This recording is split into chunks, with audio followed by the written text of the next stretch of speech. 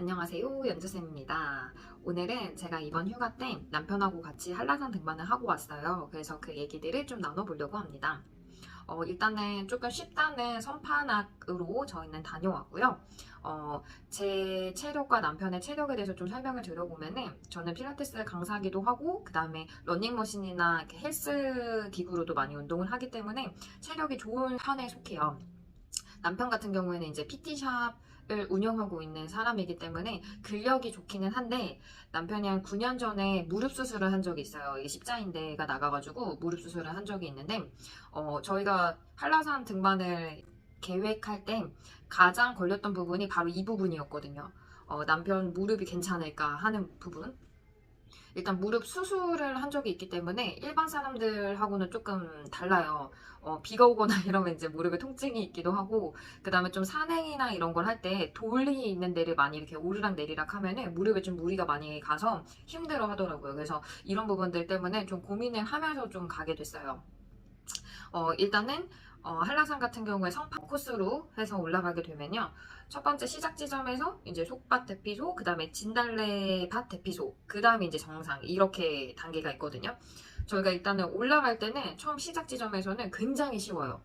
그래서 속밭 대피소까지는 거의 그냥 동네 산 오르는 느낌?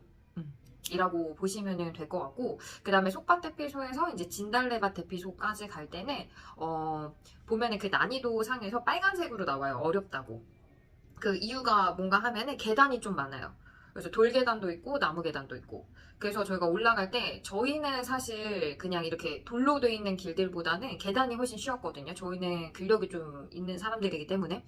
그래서 보면은 이제 어머님들이나 이런 분들은 뒤쪽으로 다 처져요. 이런 계단 올라갈 때 되게 많이 힘들어 하세요. 그 다음에 그 속밭 대피소에서 진달래밭 대피소까지 올라가는 길은 조금 덜 하다라고도 나와요. 그러니까 색깔로 봤을 때 난이도가 조금 중간 정도에 속한다라고 나오는데 저희는 사실 그 길이 더 힘들었던 것 같아요.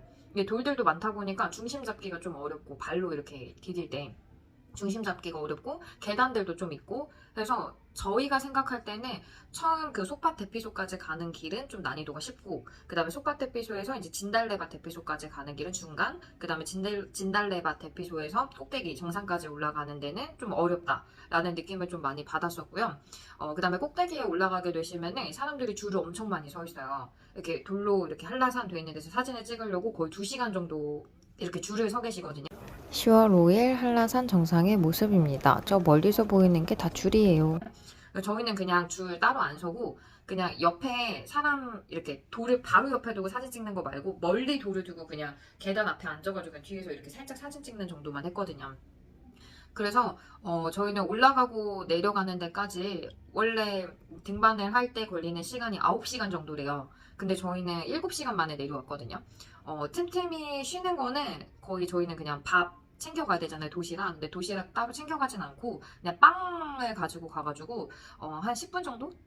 한 3번 정도 쉬었던 것 같아요. 3, 4번 정도 쉬면서 한 10분 정도 쉬면서 그냥 빵 먹고 네 그렇게 하면서 좀 갔다 왔던 것 같고요.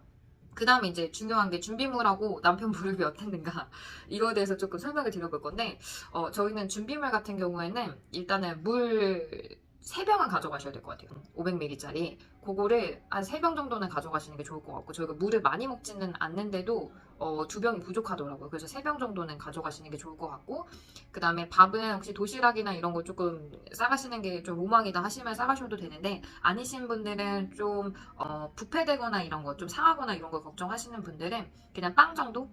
그리고 좀 입맛이 없어요. 막상 올라가면은 그렇게 막 땡기진 않아서 많이 챙겨가실 필요는 없을 것 같고 그냥 소보루빵 같은 거나 뭐 팥빵 이런 거 한 2개씩 정도? 그 다음에 이제 초콜릿 몇 개? 이렇게만 챙겨가셔도 굉장히 괜찮을 것 같다라는 생각이 들고요. 그 다음에 저희가 막 등산 스틱을 가져가야 되는가 등산화를 신어야 되는가 엄청 고민이 많았어요. 저희는 이제 10월 초에 갔다 보니까 등산화 정도나 뭐 이런 거는 이젠 이런 건 필요가 없었고 스틱 같은 경우에는 올라가는 길에는 별로 필요가 없어 보였어요. 저희는 아예 안 가져갔었는데 내려가는 길이 너무 힘들었어요. 무릎에 무리가 남편뿐만 아니고 저도 이제 무릎이 건강한데도 불구하고 아프기 시작하더라고요.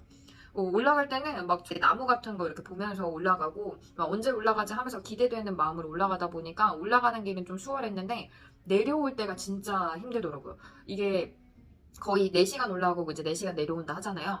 그러면은 4시간 올라갈 때는 뭐 기쁜 마음으로 올라가도 뭐 힘들지만 뭐 올라가도 내려올 때는 그 4시간이 언제 도착하지? 언제 도착하지? 하면서 무릎 막 후달리고 무릎 막 아프고 막 이런 느낌이 들어요. 그래서 무릎이 좀 안 좋으신 분들은 꼭 필히 무릎 보호대를 좀 착용하시고 그 다음에 스틱은 들고 가시는 걸 추천드려요.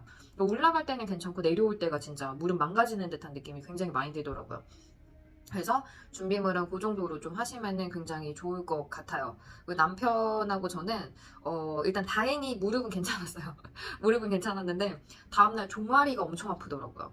종아리가 엄청 아프고 그 다음에 특히 발목 안 좋으신 분들 같은 경우에는 발을 이게 이렇게 이제 발바닥이고 이게 이제 발목이랑 이렇게 정강이가 이렇게 이어진 부분이라고 생각하셨을 때 약간 발이 어쩔 수 없이 이렇게 포인으로 이렇게 발을 앞꿈치로 이렇게 디디면서 다니게 돼요.